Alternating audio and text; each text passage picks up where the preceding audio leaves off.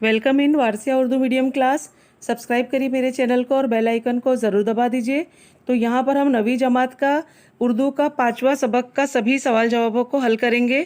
तो इससे पहले मेरे कई वीडियोस अपलोड हैं जिसमें 10वीं जमात का इंग्लिश, उर्दू, तारीख, जोग्राफिया, सियासियात और नवीं जमात का जोग्राफ़ी और उर्दू के सभी सवाल जवाब अपलोड हैं। आप इससे ज़रूर इस्तेफादा करें। तो चलिए शुरू करते हैं सवाल जवाबों को। अस्सलाम वालेकुम। तो बच्चों यहाँ पर हमारा ये उर्दू जमात का नवी उर्दू जमात का हमारा 5वां सबक किस्मत बेग, जिसे सलाम बिन रज़ाक ने लिखा है, जिसका हमने पार्ट 1 कर लिया है। तो चलिए इसी सबक के सभी सवाल जवाबों को हल कर लेते हैं। तो हमारा ये पार्ट 2 शुरू होता है, जिसका पहला सवाल है दर्ज झेल जुमलों की वजाहत कीजिए। तो पहला यहाँ पर है, हुजूर आपका हुक्म सर आंखों पर, वैसे एक अरसा हुआ मैंने ये भुला दिया कि मैं कौन हूँ, और नहीं चाहता कि राख में दबी चिंगारियों को कोई कुरे दे। तो इसका जवाब है कि यहाँ पे दर्ज झेल जुमलों की वजाहत कीजिए। तो पहला है कि जवाब महमूदा अलीफ का जवाब यहाँ पे महमूदाबाद के महाराजा ने किस्मत बेग को बुलाया तो वो उनके खिदमत में हाजिर हुआ। उसने बुलाने की वजह पूछी तो महाराजा ने कहा कि वो उससे बातें में उसके बारे में जानना चाहते हैं। तब किस्मत बेग ने कहा कि वो तो इस बात को भूल चुका है कि वो कौन है, और ना ही वो उस बात को याद करना चाहता है, ना ही दोहराना चाहता है। उसकी यादें चिंगारियों की मानिंद है जो वक्त की राख तरह दबी हुई हैं। किस्मत बेग नहीं चाहता कि उन चिंगारियों को कुरेदा जाए, क्योंकि उसे पहले ही माजी को याद करके तकलीफ होती है। लेकिन किस्मत बेग महाराजा के हुक्म को टालना भी नहीं चाहता था, इसीलिए उसने इशारों में कहा कि वो नहीं चाहता कि कोई दबी चिंगारियों को कुरे दे। अब सवाल 2, अगरचे फकीर हूं लेकिन दिल के तख्त पर शहंशाह हूं। इसका जवाब हम देखेंगे। ये देखिए, ये जवाब है, महाराजा ने जब किस्मत बेग से उसके बारे में जानना चाहा तो पहले किस्मत बेग ने टालना चाहा। उसने कहा कि वो नहीं चाहता कि कोई राख में दबी चिंगारियों को कुरे दे। जब महाराजा ने कहा कि वो इनके रुदाद जरूर सुनना चाहते हैं, तब किस्मत बेग ने अपने बारे में बतलाया कि वो नस्ल के लिहाज से तैमूरी मुगल हैं, लेकिन अब तख्त व ताज न रहा। इसी जिंदगी को बसर करने के लिए ताजमहल होटल में खानसामा बनना पड़ा। उसके पास अब दौलत नहीं है, इसलिए वो माली लिहाज से फकीर है, लेकिन वो अपनी मर्जी का मालिक है। इसलिए वो दिल के तख्त पर एक शहंशाह की मानिंद है। उसके दिल पर अपना कब्जा है और वो दिल है अपने दिल की ही मानता है। अब सवाल 3, हुजूर मैं माजी का मालिक हूँ, हाल का मालिक हूँ और मुस्तकबिल का भी मालिक हूँ। तो इसका जवाब देख लेते हैं। यहाँ पे देखिए, इसका जवाब है, किस्मत बेग यानी तैमूर शाह ने उस एक जुमले में अपने किरदार को वाज़ेह कर दिया है। वो ना तो अपने माजी पर फख्र या अफसोस करता है, क्योंकि जो कुछ होना था वो हो चुका। उसे अपने हाल से भी शिकायत नहीं है। उसे अपनी जद्दोजहद और सलाहियत के मुताबिक जो मिला उस पर वो खुश है। वो इस हकीकत से भी वाकिफ है कि मुस्तकबिल उसके हाथ में है और वो अपने मुस्तकबिल को संवार सकता है। इस तरह उसने ये बात बिल्कुल दुरुस्त कही कि वो अपनी पूरी जिंदगी का मालिक है। तो यहाँ पर देखिए सवाल 4, जब कश्ती की बादमां टूट जाएं तो उसे हवाओं के रुख पर छोड़ देना ही बेहतर होता है। चलिए इसका जवाब देखते हैं।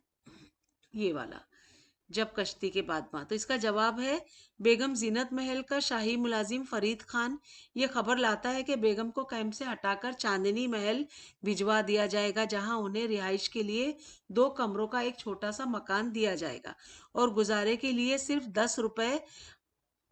हर अ, सिर्फ 10 रुपए। उस वक्त बेगम जीनत महल कहती हैं कि जब कश्ती के बादमाह टूट जाएं तो उसे हवा के रुख पर छोड़ देना बेहतर है। दरअसल बादमाह की वजह से कश्ती इस तरह चलती है जिधर कश्ती वाले चाहते हैं। बादमाह ना हो तो कश्ती हवा के रहमो करम पर होती है। यहाँ कश्ती से मुराद जिंदगी है, बादमाह से मुराद सहारा, और हवा का मतलब है हालात। जब जिंदगी का सारा सहारा खत्म हो जाए तो फिर अपने आप को हालात के रहम करम पर छोड़ देना बेहतर होता है।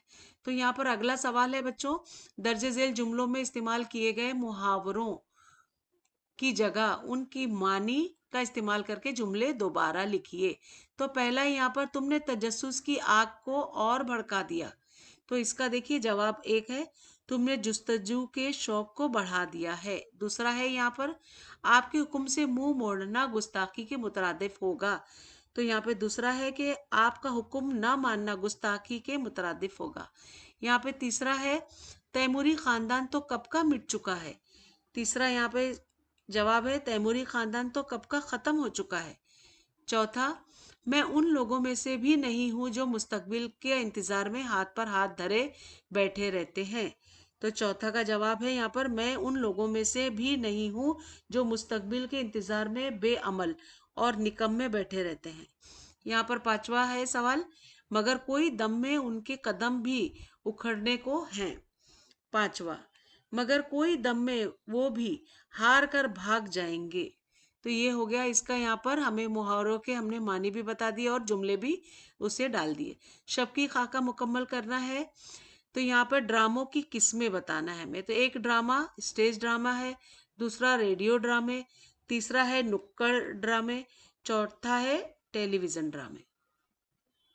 अब यहाँ पर देखिए, जान पहचान की मदद से रवा खाका यानी फ्लो चार्ट मुकम्मल करिए। तो सलाम बिन रज़ाक उनके अफसानों के मजमुए। तो पहला है नंगी दोपहर का सिपाही, दूसरा है मुअब्बर, तीसरा है शिकस्ता बुतों के दरमियान, चौथा है जिंदगी अफसाना नहीं। अब यहाँ पर देखिए, सबक की रोशनी में खत कशीदा लफ्ज बदलकर दुरुस्त जुमला लिखिए। अब यहाँ पर पहला है कि किस्मत बेग शाही मुलाजिम था।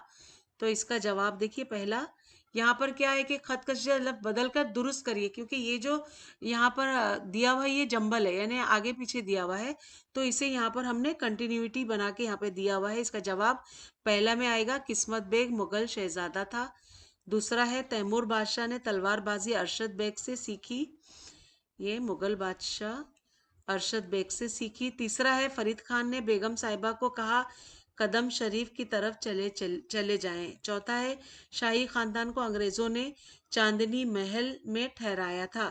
पांचवा है, महाराजा ने किस्मत बेग को 1000 रुपए का चेक पेश किया। ठीक है, तो ये सब मुकम्मल हो गया। अब यहाँ पर देखिए, किरदारों के दुरुस्त जोड़ियां लगाइए। अब यहाँ पे किस्मत बेग की जोड़ी हमें लगाना है, किस्मत बेग को हमें लगाना है खानसामा शहजादा से, ये देखिए। और दूसरा है फरीद खान, फरीद खान को हमें लगाना है शाही मुलाजिम से। तीसरा अफसर है, अफसर कौन है, तो वो अंग्रेज फौज का सिपाही है, अंग्रेज फौज का हिंदुस्तानी सिपाही है। चौथा महाराजा है, महाराजा कौन है, तो महमूदाबाद के राजा हैं। और बेगम हजरत महल कौन है, वो बहादुर शाह जफर की बीवी हैं। तो ये इस तरह से हमने जोड़ियां लगा दी। अब देखिए असबाब बताना है यहाँ पर। तो पहला है, महाराजा ने कहा तुम्हारी बातों से तो लगता है कि तुम काफी पढ़े लिखे हो। तो इसका यहाँ पर जवाब है कि महाराजा ने जब किस्मत बेग से उसके हालात पूछे तो किस्मत बेग ने बड़ी उम्दगी से सारे हालात बयान कर दिए। उनकी जुबान, लहजा, बात करने का अंदाज, उनके तौर तरीकों और सलीकामंदी के सबब महाराजा ने गुमान किया कि किस्मत बेग का काफी पढ़ा लिखा होगा। दूसरा यहाँ पर सवाल है, ये देखिए, ये दूसरा सवाल है, महाराजा ने किस्मत बेग को चेक दिया। तो ये दूसरे का जवाब, महाराजा को किस्मत बेग की बातें करने का अंदाज बहुत पसंद आया था, इसलिए उन्होंने उसे अपने साथ दुगनी तनख्वाह पर ले जाना चाहा। वो उससे कोई काम नहीं लेना चाहते थे, बल्कि सिर्फ उसकी बातें सुनना चाहते थे, लेकिन किस्मत बेग ने उनके साथ जाने से इनकार कर दिया। किस्मत बेग के जवाब से खुश होकर महाराजा ने उसे इनाम के तौर पर 1000 रुपए का चेक दिया। अगला यहाँ पर है सवाल कि जमाने के उतार चढ़ाव और दुनिया की बेसुबाती से मुतालिक आप क्या सोचते हैं, लिखिए। तो यहाँ पे अपनी जाती राय देना है आपको। तो जवाब है कि जब से ये दुनिया आए आब व गुल आलम वजूद में आए हैं तो गैर व तबद्दुल का सिलसिला जारी है और ताबद जारी रहेगा। यहाँ किसी चीज़ को सुबात नहीं है। यहाँ हम अमीरों को गरीब होते देखते हैं और गरीबों को अमीर। आज जो बादशाह हैं कल वो बेतख्त व ताज हो सकते हैं, जो साहिब जायदाद हैं कल वो मुफलिस व कलाश हो सकते हैं। ये सब जमाने के उतार चढ़ाव हैं, कभी धूप तो कभी छाँव। इन इनकलाबात से किसी को फरार हासिल नहीं है। अगला सवाल यहाँ पर है कि ज़माने के एतबार से वाक़ियात को तरतीब दीजिए। वाक़ियात को तरतीब देना है। तो यहाँ पर देखिए, महाराजा ने किस्मत बेग को चेक दिया, तो यहाँ पर उसका जवाब है, पहले मतलब ये ज़मानी एतबार से है, लेकिन ये ज़मानी तरतीब है, तो हम इसको मिलाएंगे। पहला है महाराजा ने किस्मत बेग को चेक दिया,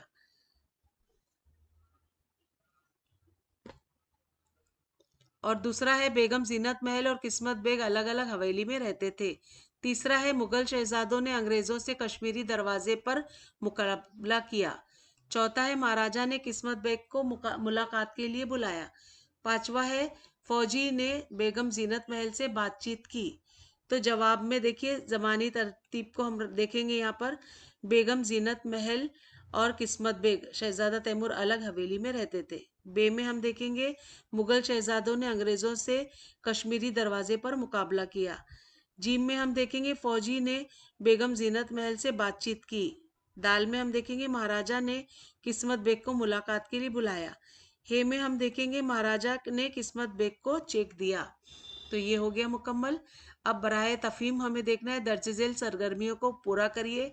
तो पहला सवाल है यहाँ पे, शाही खानदान के अफराद को जिस जगह रखा गया था उस जगह का नाम बताइए। दूसरा सवाल है यहाँ पर, अंग्रेजों के खिलाफ जंग लड़ने को अंधी लड़ाई कहने की वजह बताइए। तीसरा है यहाँ पर, जीनत महल ने अफसर के हिंदुस्तानी ना होने की जो वजह बताई उसके बारे में लिखिए। चौथा है, उन फराइज के बारे में लिखिए जो हिंदुस्तानी होने के नाते सिपाहीजादे पर आयद होते हैं। तो इन सभी के जवाबात हम एक साथ देते हैं। तो पहले का देखिए, ये जवाब है कि जामा मस्जिद के पास एक कैंप लगाया गया था, शाही खानदान के अफराद को उन्हीं खेमों में रखा गया था। दूसरे का जवाब है, अंग्रेजों के खिलाफ लड़ी जाने वाली जंग को अंधी लड़ाई कहने की वजह यह है कि उस लड़ाई का कोई फायदा नहीं था और ना ही यह लड़ाई मुनज़्ज़म ढंग से लड़ी जा रही थी। तीसरा सवाल का जवाब है कि अफसर हिंदुस्तानी होने के बावजूद अंग्रेजों का नमकवार और गुलाम था। उसने अपने ही भाइयों के सीने संगीनों से छलनी किए थे, बहनों का सुहाग उजाड़ा था और माओ की गोदों को वीरान किया था। चौथा जवाब है, सिपाहीजादे पर हिंदुस्तानी होने के नाते अपने बादशाह का एहतराम करना, जंग में अपने मुल्क और बादशाह की खातिर सीना सुपर होना, यही जैसे फराइज आयद होते हैं। अब यहाँ पर है कि किस्मत बेग और औसाफ उनके खुद बयान कीजिए। किस्मत बेग के वो औसाफ जो उसने खुद बयान किए हैं। तो पहला है झूठ ना बोलना, जुल्म और बेरहमी से बचना। तीसरा है चोरी ना करना। चौथा है लोगों की खिदमत करना। और किस्मत बेग नस्ल के लिहाज से तैमूरी मुगल थे, पेशे के लिहाज से ताजमहल होटल के खानसामा थे, उम्र के लिहाज से बूढ़े थे और दिल के तख्त पर शहंशाह थे। अब यहाँ पर देखिए, जाती राय देना है। पहला सवाल है ये, किसी बात को दिल के लिए आरी समझने के बारे में अपनी राय का इजहार कीजिए। तो अपने राय के हिसाब से जवाब है, बाज बातें ऐसी होती हैं जो बेहद तकलीफदेह होती हैं, आरी की तरह दिल को चीर कर रख देती हैं। हमारे एहसासात और जज्बात ऐसी बातों से बुरी तरह मजरूह होते हैं। बाज इंसानों की जिंदगी में ऐसे वाकयात पेश आते हैं जिन्हें वो याद नहीं करना चाहता, क्योंकि उनकी याद पर पुराने जख्मों को ताज़ा और दिल को दुखी कर देती हैं। इसी वजह से लोग ऐसी बातों को दिल के लिए आरी समझते हैं। पहली बात की मदद से वेब खाका मुकम्मल करिए। अब यहाँ पर देखिए, किस्मत बेग, ये है किस्मत बेग, ठीक है। अब इनका असली नाम है तैमूर शाह। वालिद का नाम, वालिदा का नाम बेगम जीनत महल। वालिद का नाम बहादुर शाह जफर। उस्ताद का नाम अरशद बेग। तो ये हो गया इनके बारे में मालूमात। अब दरसी किताब की बकिया मश्क की सरगर्मियां हमें देखेंगे। यहाँ पर पहला है, ड्रामे से ऐसे मकालमात चुनकर लिखिए जिनसे शहजादा तैमूर की हौसला मंदी और बहादुरी का इजहार होता हो। तो जवाब है, अम्मी हुजूर, आप हमारे लिए फिक्रमंद ना हो, बस हमें एक छोटी सी तलवार दे दीजिए। उस्ताद जी अरशद बेग ने हमें भी तलवार के बहुत से गुर बताए हैं, ये उससे बहादुरी साबित होती है। अब किस्मत बेग के और औसाफ जो उसने खुद बयान किए हैं। अब यहाँ पर देखिए, ये दर्जे झेल सरगर्मियों को मुकम्मल कीजिए। तो पहला है, किस्मत बेग के आम वेटरों जैसा ना होने की वजह बयान कीजिए। दूसरा सवाल ये है, महाराजा किस्मत बेग के बारे में जो बातें जानना चाहते थे उनका जिक्र कीजिए। तीसरा सवाल है, वो बात बताइए जिसे जानकर महाराजा को मजीद हैरत हुई। चौथा सवाल, जिस सवाल को किस्मत बेग अपने दिल के लिए आरी समझता था उसके बारे में लिखिए। तो इन सभी सवालों के जवाबात को हम यहाँ पर देखेंगे। ये पहला जवाब, किस्मत बेग के तौर पर तरीके और अंदाज गुफ्तगू औरों से मुख्तलिफ थे। उसके सलीका मंदी इस बात को जाहिर करती थी कि वो आम वेटरों जैसा न था। दूसरा जवाब, महाराजा जानना चाहते थे कि किस्मत बेग कौन है, कहाँ का रहने वाला है, उसने खानसामा का पेशा क्यों इख्तियार किया है। तीसरा जवाब, महाराजा को ये जानकर मजीद हैरत हुई कि किस्मत बेग का ताल्लुक तैमूरी खानदान से था। चौथा जवाब, मैं किस खानदान से ताल्लुक रखता हूँ, इस सवाल की कश्मकश में पड़ना किस्मत बेग अपने दिल के लिए आरी समझता है। अब यहाँ पे जाती राय देना है। किस्मत बेग के हालात के बारे में अपनी राय बयान करिए। तो जवाब है, 1857 के इनकलाब में बहादुर शाह जफर का खानदान तबाह व बर्बाद हो गया। डर व खौफ की वजह से सारे नौकर चाकर भाग चुके थे। सिर्फ फरीद खान रह गया था। उसने महल खास जाकर बादशाह के बारे में मालूमात हासिल की। उसने आकर इतला दी कि महल खास खाली पड़ा है। सारी बेगमात हुमायूं के मकबरे में पनाह गुज़ीर थी।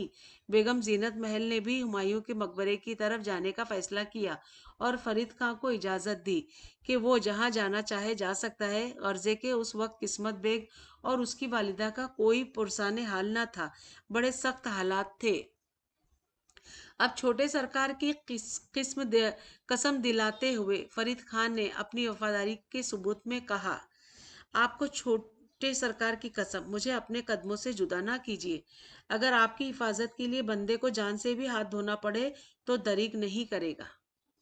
वफादारी ना निभाने के ताल्लुक से अफसर की दलील यहाँ पर देखिए क्या क्या है। तो इनकलाब की राह खाने वाला कोई रहबर नहीं था। कोई क़यादत पायदार और मुस्तहकिम नहीं थी। किसके परचम तले यकजा होते। सुबह जो परचम लहराता शाम को सिरंगू हो जाता। अब यहाँ पे देखिए, बराए तफहीम, साई की तरह साथ रहना, इस फिक्रे की वजाहत करिए कीजिए। तो जवाब है, साई की तरह साथ रहने से मुराद हम वक्त साथ रहना है। जो बॉडी गार्ड जिस्म के मुहाफिज होते हैं वो हर वक्त साथ रहते हैं और उन देखे दुश्मन से हिफाजत करते हैं। बाज औकात वो अपने आका की हिफाजत करते हुए खुद भी दुश्मन का शिकार हो जाते हैं। दरअसल वो अपने आका के वफादार होते हैं।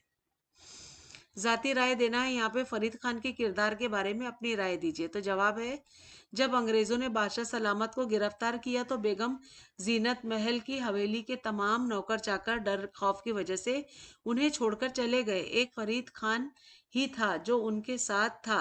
बेगम ने उसे भी जाने की इजाजत दे दी, लेकिन फरीद खान बेगम जीनत महल को अकेला छोड़कर जाने पर आमादा ना हुआ। उस वक्त उसने कहा था कि वह इन लोगों की हिफाजत के लिए। अब जाती राय में हमें देखना है कि जिंदगी का सफर तय करने के ताल्लुक से अपनी राय का इजहार करिए। तो जवाब है यहाँ पर, जिंदगी का सफर तय करने के लिहाज से रास्ते का तय जरूरी है। बस औकात ये सफर दुश्वार गुजार और हौसला शुकन होता है। रास्ते में कई तरह के रुकावटें आती हैं। ऐसे वक्त हिम्मत और हौसले को बरकरार रखना जरूरी होता है।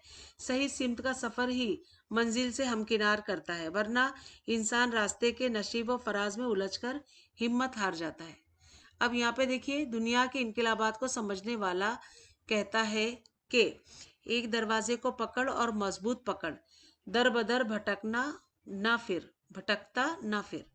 और दूसरा यहाँ पर है, जान पहचान की मदद से रवा खाका यानी फ्लो चार्ट मुकम्मल कीजिए। सलाम बिन रजाक अफसानों के मजमुए, नंगी दोपहर का सिपाही, मुअब्बर, शिकस्ता बुतों का दरमियान, जिंदगी अफसाना नहीं। अब अगला सवाल है, जाती राय, जमाने के उतार चढ़ाव और दुनिया की बिसुबाती से मुतालिक आप क्या सोचते हैं। तो जवाब है यहाँ पे कि जब से ये दुनिया है आबो गुल आलम वजूद में आई है तो गैर व तबद्दुल का सिलसिला जारी है और ताब अबद जारी रहेगा। यहाँ किसी चीज को सुबात नहीं है। यहाँ हम अमीरों के गरीब होते देखते हैं और गरीबों को अमीर। आज जो बादशाह हैं कल बेतख्त व ताज हो सकते हैं। जो साहिब जायदाद हैं कल मुफलिस और खलाश हो सकते हैं। ये सब जमाने के उतार चढ़ाव हैं, कभी धूप तो कभी छाँव। इन इनकलाबात से किसी को फरार हासिल नहीं है। अब यहाँ पे देखिए अमली कवायद है, तो असली, मावन और नाकिस फेल को बताना है। तो पहला है तुम खेती क्यों नहीं छोड़ देते।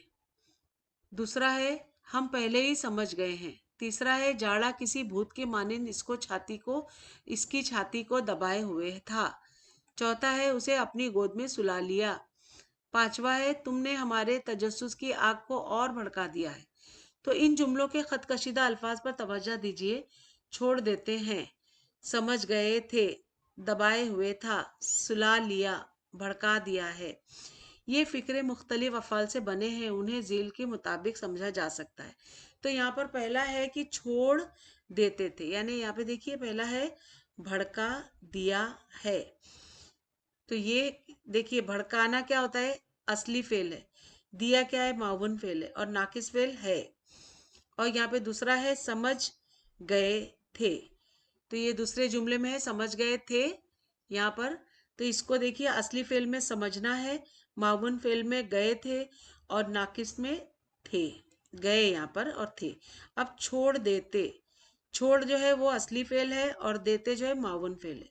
सुला लिया, सुलाना जो है वो असली फेल है और लिया यानी माउन फेल है। अब जुमले में एक फेल अगर दूसरे फेल से गैर मुतालिक हो, जैसे कि पहली मिसाल में भड़का दिया है कि फिक्रे में भड़काना, तो इस फेल को असली फेल कहा जाता है। असली फेल में मफहूम के इजाफे के लिए कभी दूसरा फेल भी उसके साथ इस्तेमाल किया जाता है, जैसे भड़का दिया है में दिया उसे मावन फेल कहते हैं। इसी तरह कभी असली और मावन फेल के साथ में ही मजीद फेल के कोई सूरत इस्तेमाल करते हैं, जैसे भड़का दिया है तो में लफ्ज है, इस फेल को नाकिस फेल कहा जाता है। कभी ज़रूरत के वक्त है की जगह था, थे, होगा, होगी वगैरह अल्फाज भी इस्तेमाल किए जाते हैं। अब जेल के जुमलों में असली, मावन और नाकिस अफ़ाल की निशानदही कीजिए। तो पहला है मैं ज़रा जोश में आ गया था।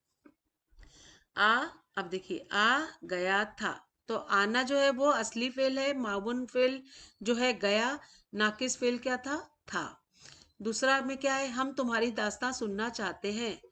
सुनना चाहते हैं, तो सुनना क्या है, असली फेल है, चाहते माउन फेल और हैं नाकिस फेल। इसी तरह तीसरे में देखेंगे हम, उस मासूम को कहाँ ले जाएं, तो ले जाएं, तो ले जाना जो है वो असली फेल है और जाएं जो है वो माउन फेल है। इसी तरह चौथा है भाइयों के सीने छलनी ना करते, तो ये अदा करना और चाहिए। तो यहाँ पर देखिए अदा करना असली फेल है और चाहिए जो है वो माउन फेल है। इसी तरह मुगल शहजादों, यहाँ पर देखिए 4-5 सवाल हैं। तो बच्चों ये आपको, इसमें आपको मुगल, देखिए मैं ये पांचों पढ़ती हूँ पहले आपको, फिर बताती हूँ कि मुगल शहजादों से मुतालिक कोई अहम वाकिया अपने तारीख के उस्ताद से मालूम करके लिखिए और अपनी जमात में सुनाइए। तो ये आपको अपने ओन से करना है। दूसरा है यहाँ पर ड्रामे से कम 5 ऐसे मुकलमात चुनकर तहरीर कीजिए जिनसे एहतराम और इनकिसार का इजहार होता हो। तो मसलन आदाब अर्ज है महाराज, ये तो आपकी जर्रा नवाजी है। इस तरह से 5 और भी आपको मुकालमात निकालने हैं। अब यहाँ पर एक और सवाल है, आपने कोई ड्रामा देखा हो तो उसके बारे में 10 जुमले, क्या करना है आपको, 10 जुमले लिखिए। आगे सवाल है, यौम आज़ादी के मौके पर अपने स्कूल में इस ड्रामे को पेश कीजिए। और आगे सवाल है, ड्रामे से ऐसे मकालमात चुनकर लिखिए जिनसे शहजादा तैमूर शाह की हौसला मंदी और बहादुरी का इजहार होता है। तो ये पांचों जो सवाल हैं ये सरगर्मी है, ये आपको खुद से करना है, अपने ओन से करना है। तो अगला यहाँ पर देखिए बरसबीले तज़करा। आप ये पढ़ चुके हैं कि 1857 की जंग आज़ादी में शिकस्त के बाद बहादुर शाह जफर को अंग्रेजों ने गिरफ्तार करके रंगून भेज दिया था, जहां 1862 में उनका इंतकाल हो गया और वहीं उनकी तदफीन अमल में आई। बहादुर शाह जफर एक अच्छे शायर थे, वो मिर्ज़ा गालिब के शागिर्द थे। कहा जाता है कि उन्होंने अपनी मौत से पहले एक गज़ल कही थी जिसका मुक्ता यूं है, कितना है बदनसीब जफर दफन के लिए, कितना है बदनसीब जफर दफन के लिए, 2 गज जमी भी ना मिली कोई यार में। शायरी में ऐसे बात को बयां करना जो मुस्तकबिल में पेश आ जाए उसे इल्का कहते हैं, जिसकी लग़वी मानी है गैब से दिल में कोई बात का आना। तो बच्चों यहाँ पर हमारा पार्ट 2 भी मुकम्मल हुआ। मैं उम्मीद करती हूँ आपको सब समझ में आ गया होगा और अच्छा लगा होगा। तो लेसन अच्छा लगा हो तो प्लीज़ सब्सक्राइब करिए मेरे चैनल को, लाइक करिए और अपने उर्दू मीडियम के दोस्तों में ज़रूर शेयर कर दीजिए, ताकि उन बच्चों को भी आप ही की तरह ऑनलाइन काम करने में आसानी हो। और यहाँ पर मुझे अगर कोई भी आपको डाउट्स हो तो कमेंट करके मुझसे पूछ सकते हैं। तो बच्चों, मिलते हैं अगली वीडियो में नए लेसन के साथ। तब तक के लिए बाय बाय, टेक केयर।